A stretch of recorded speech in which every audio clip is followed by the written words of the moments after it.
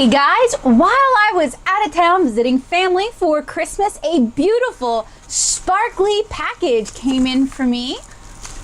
So let's go ahead and take a look at the goodies inside.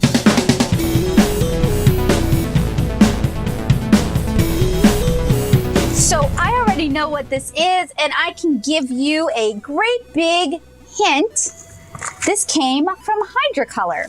I saw that Hydracolour was doing a sale. They had restocked their shop, and I jumped right on it. I've been kind of stalking their watercolors for a while. So this is what came in for me, and I thought I would share it with you guys. So Hydracolour watercolors are handmade watercolors, and while I'm not going to do a big focus on this channel on handmade watercolors, I have been eyeing their beautiful, vibrant colors for a long time. So not only did they come in a sparkly, gorgeous mailer, they came wrapped in bubble wrap, and then we have a Tobias Funke-esque package that includes some delicious cat food. But it's really well packaged, and it kind of conveys just how fun these are. So, as you guys see, delicious cat food.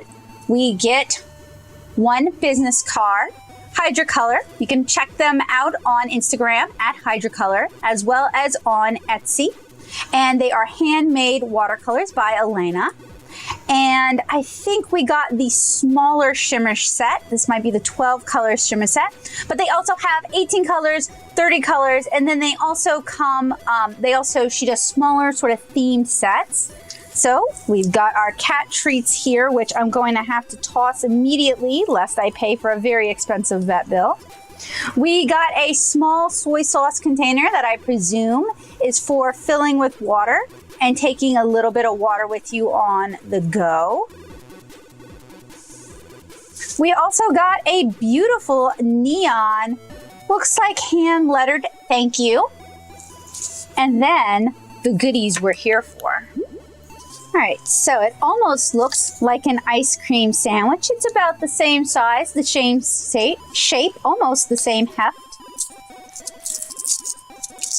Kind of makes me want to go downstairs and grab a fudge bar. And it's wrapped in this really cute rainbow dot paper. It's almost a shame to ruin it. And inside is a little Nintendo power tin. So now we just need to find out what's inside this tin.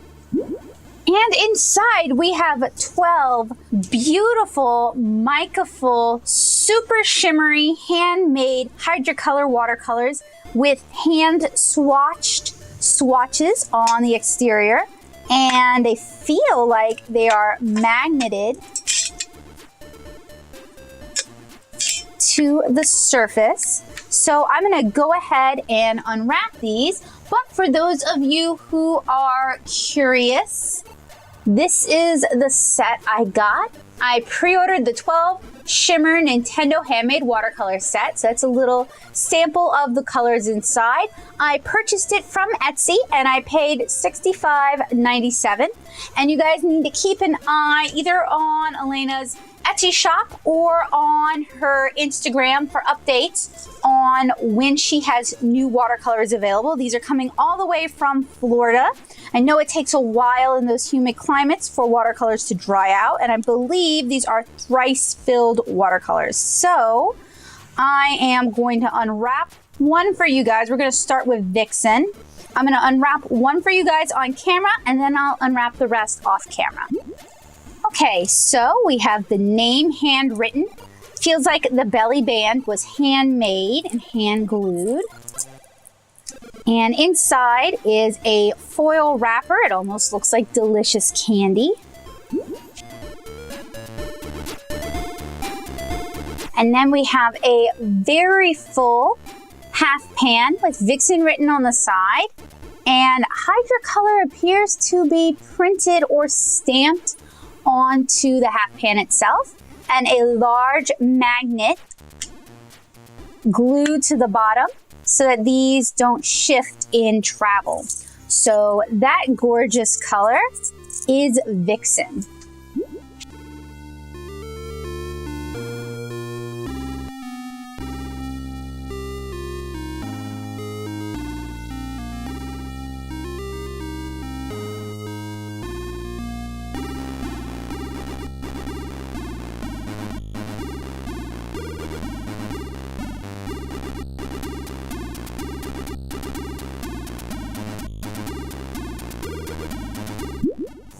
I really appreciate the care and thought that Elena puts into packaging these beautiful watercolors. I love that the mailer matches the wrappers.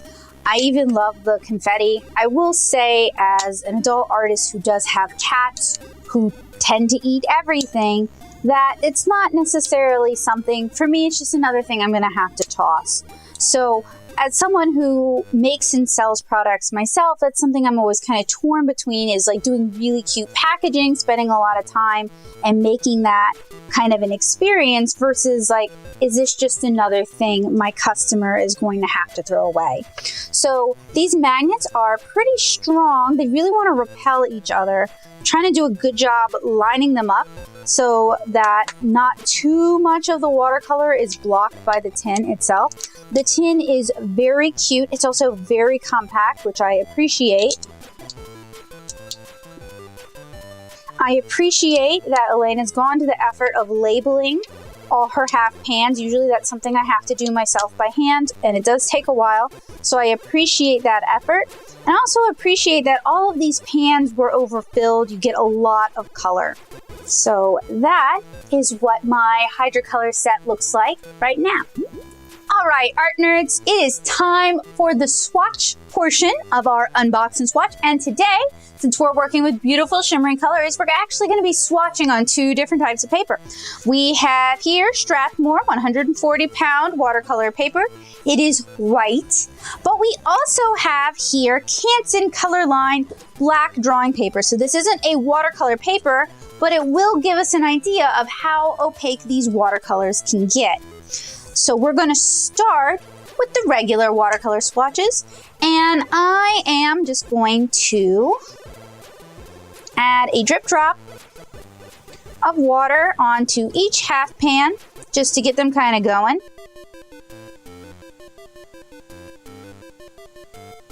And I'll give that a moment to soak into the pigment and reactivate our color. So I have here a silver black velvet watercolor brush. It is a mix of natural hair and synthetic. Color seems to activate quickly, seems to pick up a fair amount. That bodes quite well for our opacity tests.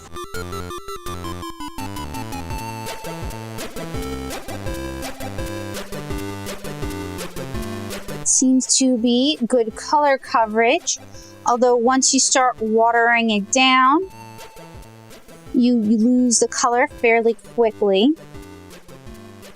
And fear not, I know some of you guys are wondering how these compare to the Fine Tech pearlescent watercolors.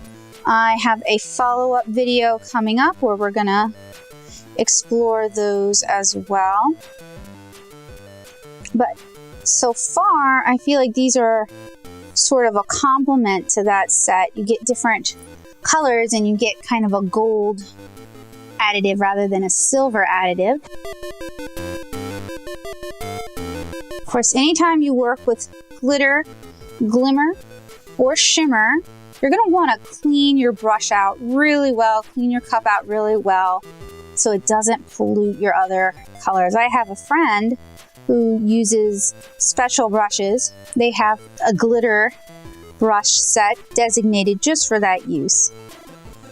I am not so careful, but it's something to consider if you work with glitter, glitz, and glam frequently. This color here, the duochrome color, seems very similar to Fine Tech's Mystic. And Daniel Smith has like a desert rose sort of color that this is also very reminiscent of. All right, so I'm going to let these dry and then flip it over. Now we're going to do our testing on our black paper. This will give us a good idea of coverage.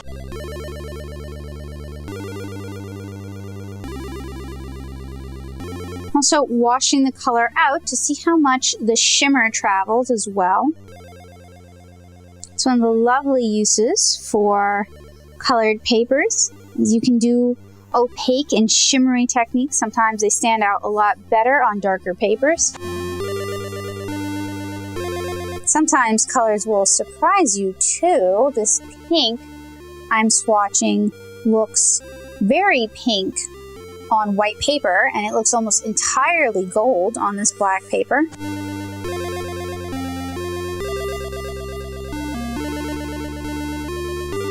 And this duochrome red and green is much greener on the black paper than it is on the white paper. What's nice about these is although they reactivate quickly, they don't seem to turn to soup in the palette, which I appreciate. Okay, I'm going to let these dry and we'll finish swatching the other 4 colors. All right, these have dried. Time to flip the page over and start swatching the rest.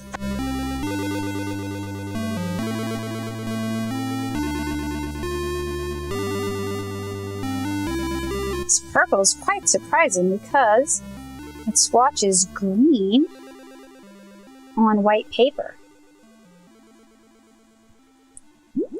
So these have mostly dried. I'm going to go ahead and flip the page and start swatching here.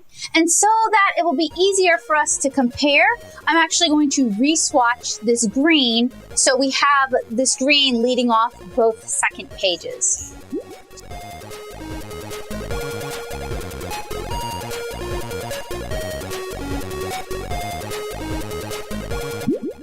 So I have all of my swatches completed. We are going to start with the top row. I'd like to be able to remove them so I can line them up, but this is a pretty tight quarters. That will not work. So once you have your watercolors unwrapped and in their pans, they're fairly hard to remove. Once you get the first one out, it gets easier though. All right, from top to bottom, we have Vixen, then Snapdragon, then Electra,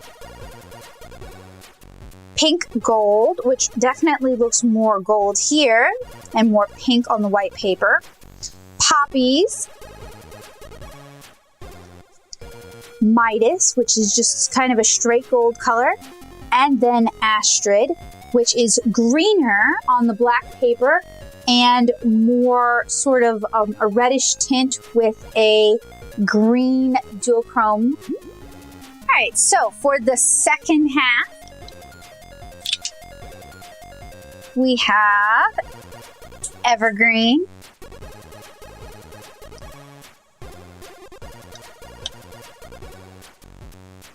Azurial,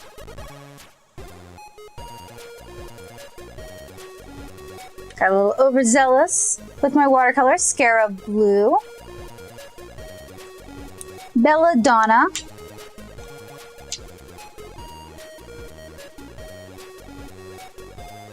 and then Demented. And you guys can see that Demented looks very purple on the black paper, but it actually looks kind of green on the white. And Scarab, you get a more intense color on the black paper, whereas it's a little bit lighter, a little more muted on the white. And the same goes for Evergreen. It gives you a little bit more of a color intensity than you get on the white paper. So that about concludes our unbox and swatch field test for the Hydracolour 12 color set. It comes in a very cute Nintendo Power mint tin, although I think there is still some mint dust on the lid, so I will clean that out once this video is over. I paid about $66 for these. If you guys are interested in seeing how these compare to the Fine Tech pearlescent colors, stick around, consider subscribing. That video is coming up really soon. This is my third handmade watercolor review, with the other two being Anthesis Arts and Molly Marble's Artist Watercolors. And I hope you guys will keep an eye out for an upcoming field test where I put these cute watercolors to the test. Thank you guys so much for watching. I'm Becca Hilburn, and I hope you guys have a great day. Bye, guys!